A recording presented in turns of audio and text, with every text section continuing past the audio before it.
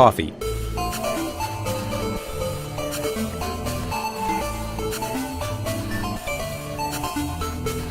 We run on it.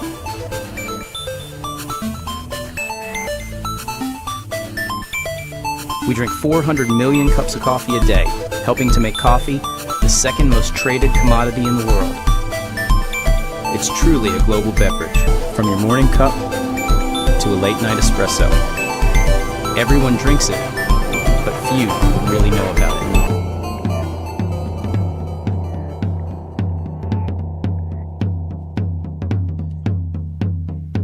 Coffee is a worldwide tradition going back thousands of years, in a trail leading from Ethiopia to every continent and country in between. I've spent the last 15 years living coffee. Come with me and see coffee in a way you've never experienced it before. My name is Mike McKim, and this is Wild Coffee. I know that there's nothing new to see. With houses to the ceiling, and no one can agree. There's cans are in the kitchen. If you plan on holding on, this summer seems so vicious, but I'm sure it'll do no harm. And everywhere I go, I seem to lose my way.